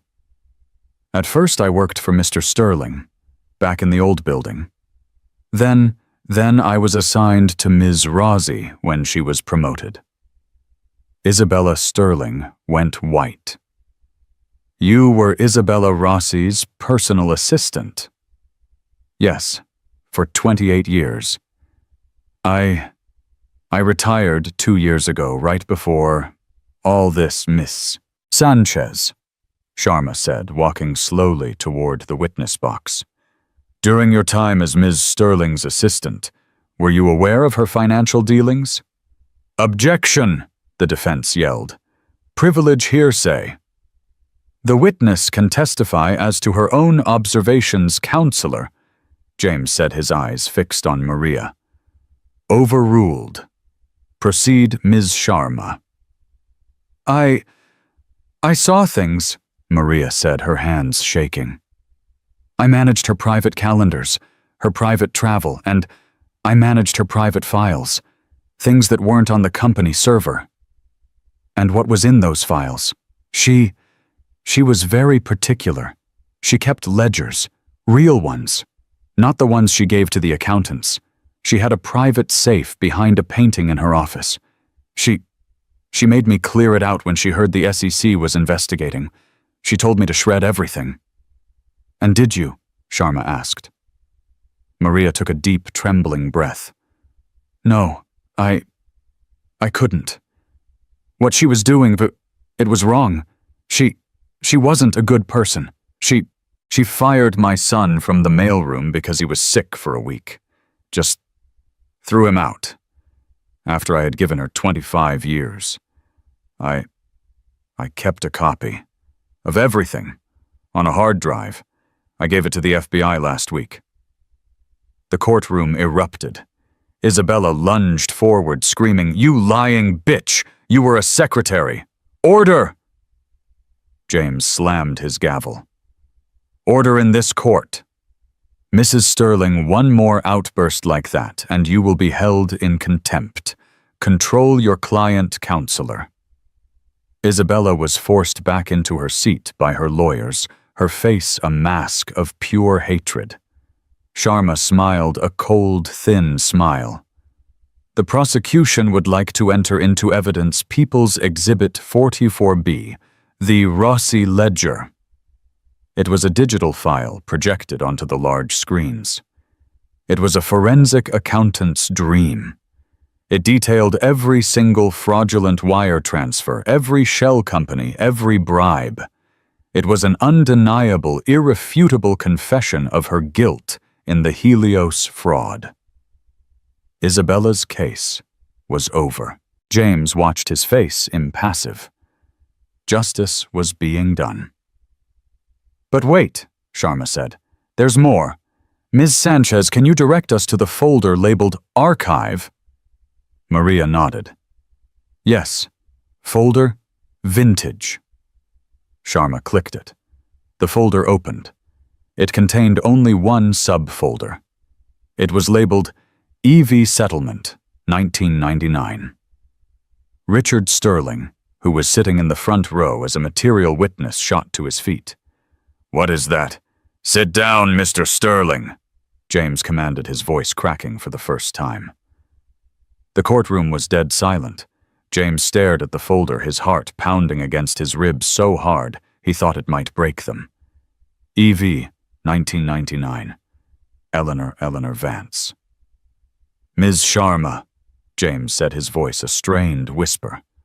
What is the relevance of this file? Your Honor, Sharma, said her voice full of ice. This file created 25 years ago details the first major fraud committed by the defendant. It would seem Ms. Rossi, then a junior analyst, made her bones by proving her loyalty to Mr. Sterling.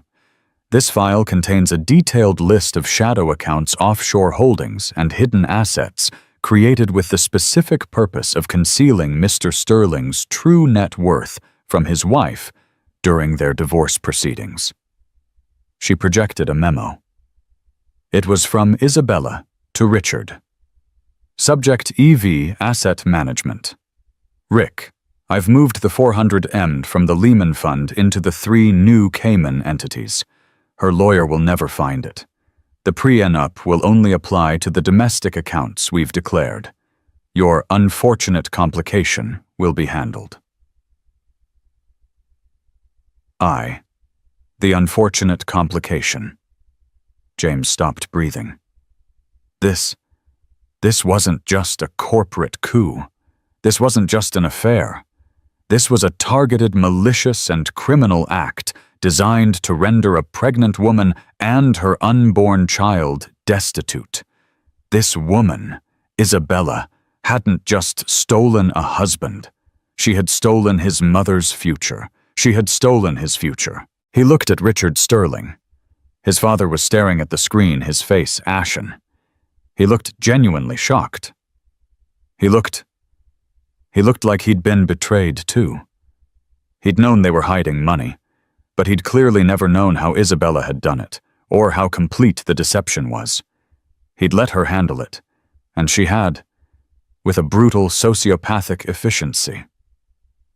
James looked at the jury. They were staring, horrified.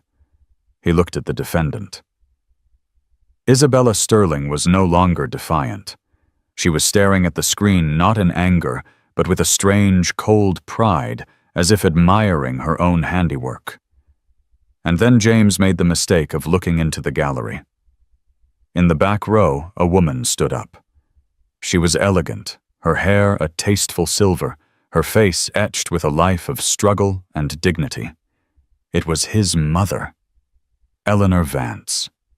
She had been attending the trial every day, sitting in the back, a silent, anonymous observer. James had known she was there. They hadn't spoken about it. They didn't need to. Their eyes met across the crowded, silent courtroom. He saw the tears streaming down her face. He saw 25 years of pain, of sacrifice, of lonely nights and quiet strength, all encapsulated in one single devastating look. The courtroom, the lawyers, the jury, they all faded away. There was only his mother and the woman who had tried to destroy them. James Vance picked up his gavel. His hand was not shaking. It was rock solid. "This court," he said, his voice thick with a controlled, righteous fury, "will be in recess for 10 minutes. He stood turned and walked into his chambers, the echo of his mother's silent sob following him. When Judge James Vance re-entered courtroom 26B, the atmosphere had changed. The air once filled with the eager murmurs of the press and the anxious posturing of lawyers was now dead still, suffocating. It was the silence of an execution chamber. James walked to the bench, his black robe feeling less like a garment and more like armor. He sat, and the weight of his office settled onto him, a familiar, comforting pressure. He was no longer the son. He was the court. He looked at the defense table. Isabella's lead attorney, Sharon Mills, looked ashen. The Rossi ledger and the EV settlement file had not just destroyed her case. They had vaporized it. "Does the defense have a closing argument?" James asked, his voice a flat, neutral tone that echoed in the tomb-like room. Mills stood, her movements stiff. She could not refute the evidence. She could not claim innocence.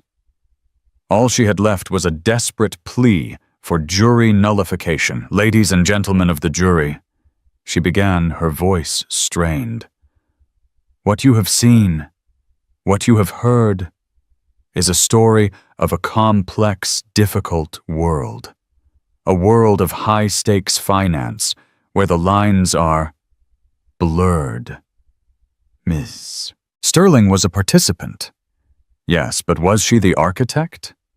Or was she a product of an environment created by the man sitting in that front row, Richard Sterling? Was she ambitious? Yes. Was she ruthless? Yes. But was it all her? Or was she, in the end, the one left holding the bag for a generation of corporate malfeasance? Find the reasonable doubt in that. She sat down. It was weak, pathetic, and everyone knew it. Then the prosecutor, Anya Sharma, stood. She walked not to the jury but to the center of the courtroom, standing directly between Isabella and Richard. "Reasonable doubt," she began, her voice a whip crack. "Let us talk about what is reasonable. Is it reasonable to believe that the defendant accidentally created 24 shell companies? Is it reasonable to believe she accidentally siphoned $4 billion from her own company? Is it reasonable to believe that the Rossi ledger, a meticulous, detailed confession of her every crime, is a work of fiction?" She walked to the jury box. "The defense wants you to see blurred lines. Let me make them clear. The defendant, Isabella Sterling, is a predator. She has been a predator for her entire career. We saw the proof. We saw the file labeled EV settlement. We saw how her career began by conspiring to criminally defraud a pregnant woman to render her and her unborn child destitute for her own personal gain. This is not a blurred line. This is a pattern. This is who she is. What she did to Eleanor Vance 25 years ago was the blueprint for what she did to Sterling Global. The only difference was the scale. She pointed at Isabella. She is not a product of her environment. She is the environment. She is the rot. Her entire life, her entire empire is a fraud. And today, that fraud ends. Find her guilty. Find her guilty on all 28 counts. Send a message that the law is not just for the poor or the weak. Send a message that titans can fall. And they must. James delivered his instructions to the jury. It was 11:00 a.m.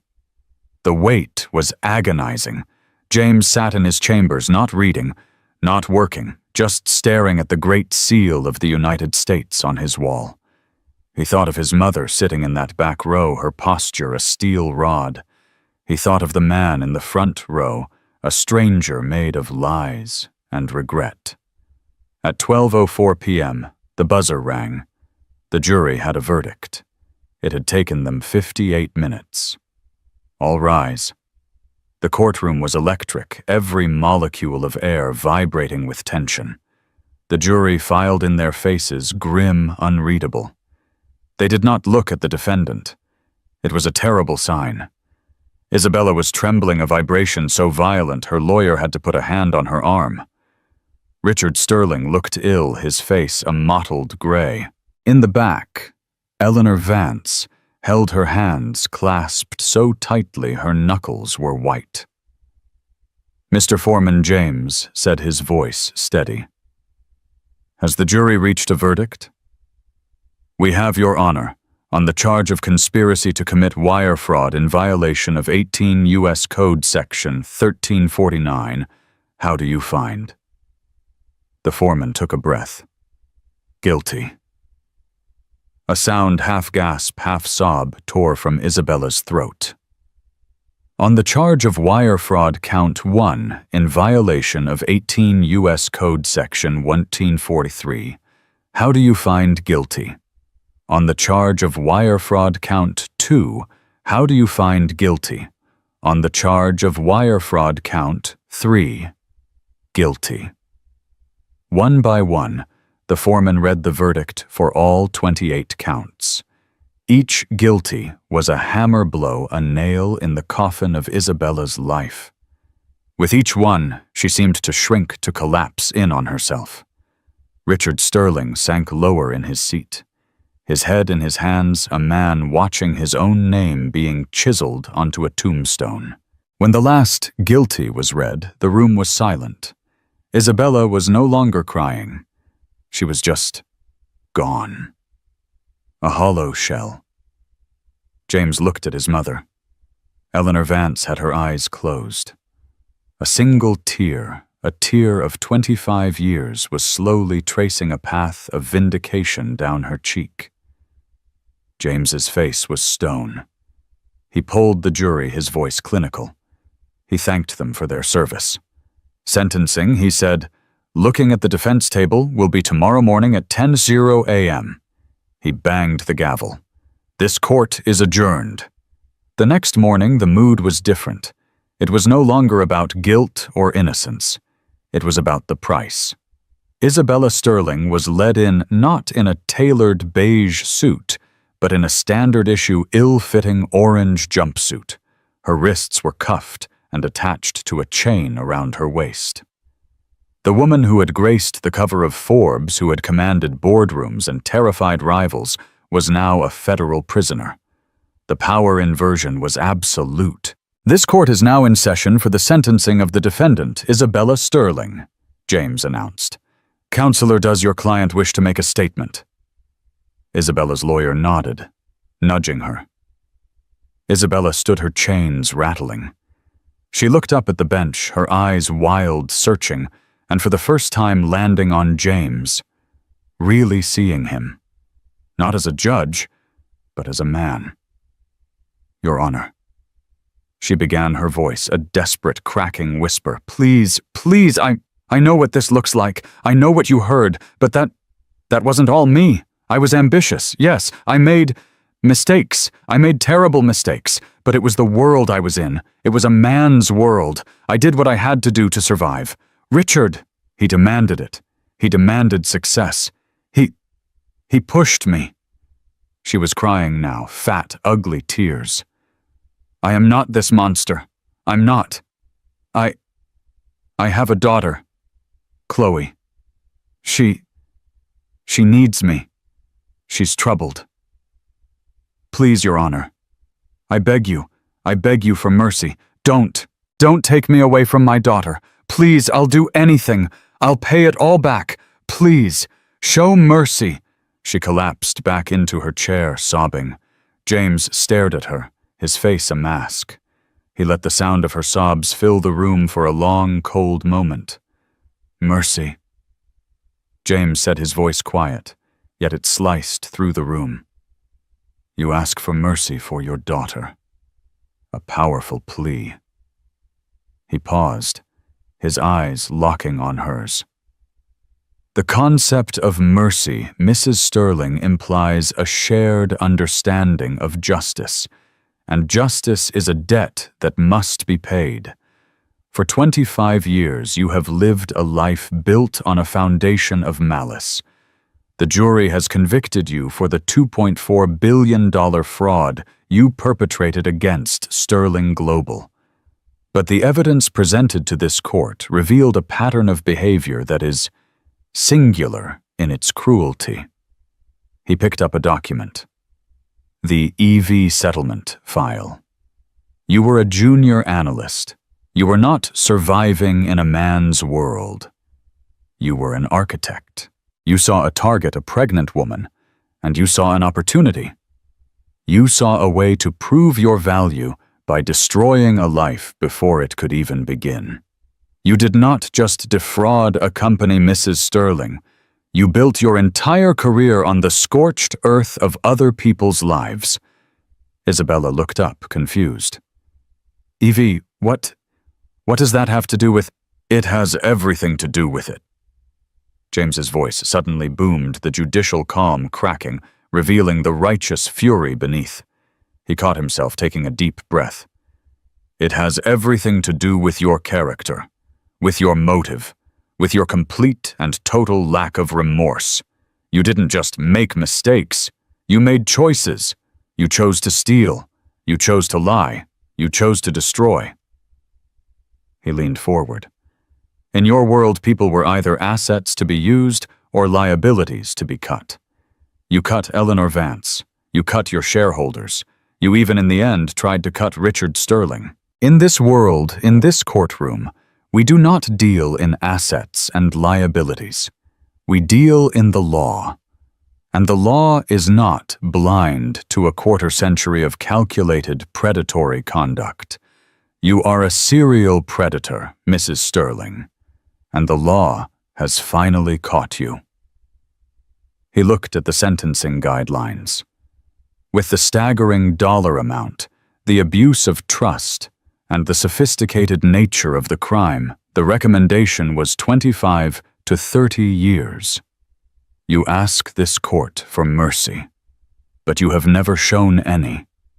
You ask me not to take you from your daughter, but you were the instrument that took a father from his son and a future from a mother. The courtroom went dead.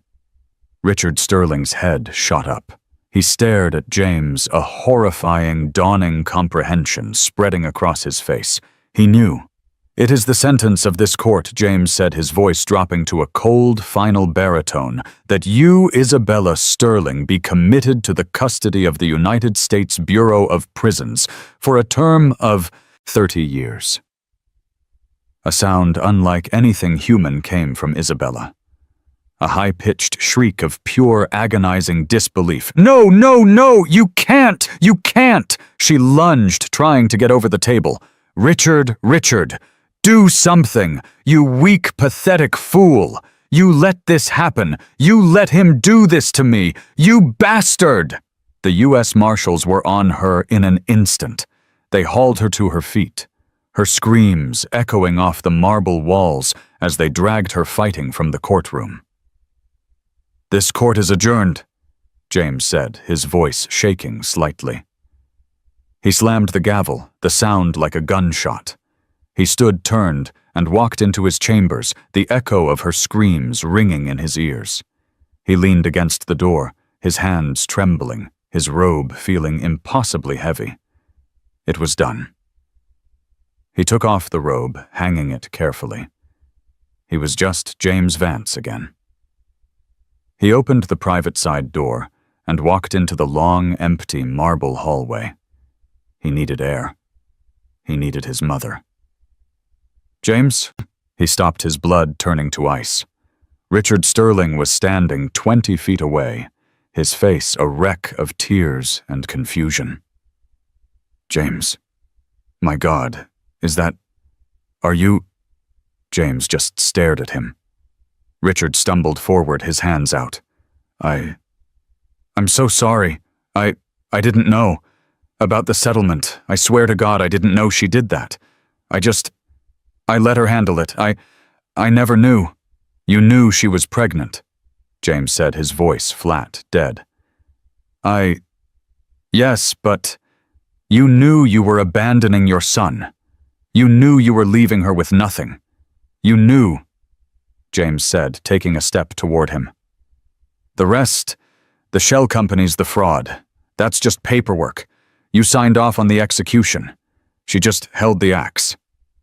"Please," Richard whispered, tears streaming down his face. He looked pathetic, a shell of the Titan on the Forbes cover. "Please, son. Can we talk? Can I just know you? I can fix this.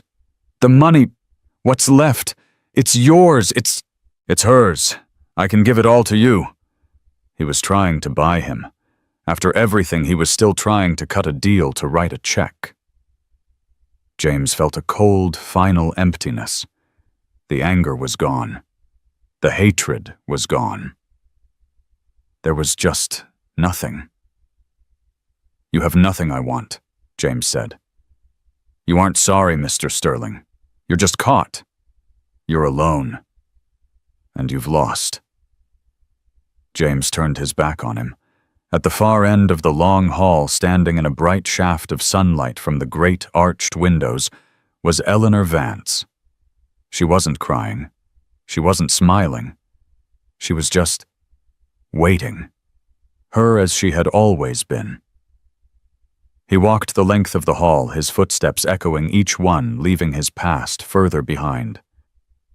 He walked past the ghost of Richard Sterling, who had shrunk against a pillar, a man erased by his own choices.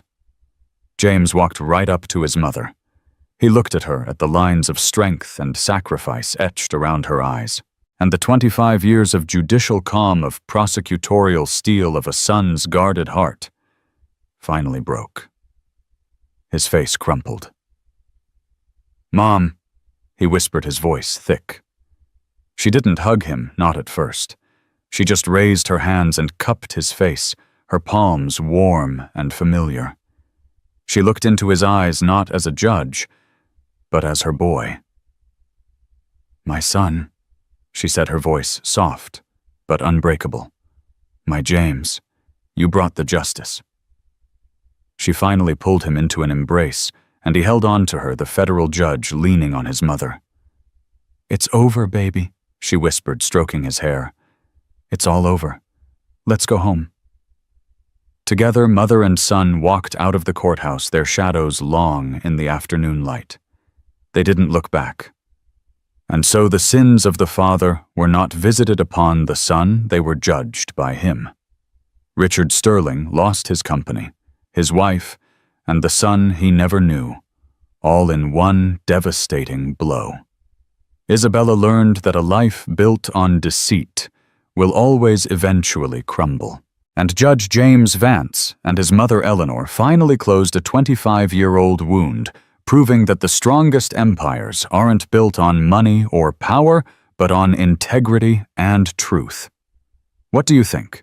Did Judge James make the right call? Should he have recused himself? Or was this the only way to deliver true justice? Let us know your thoughts in the comments below. This story is a powerful reminder that our actions always have consequences, even if they take decades to arrive. If you were moved by this story of justice and redemption, please hit that like button. Share this video with someone who loves a powerful drama, and most importantly, subscribe to our channel for more real-life stories that will leave you breathless. Thank you for watching.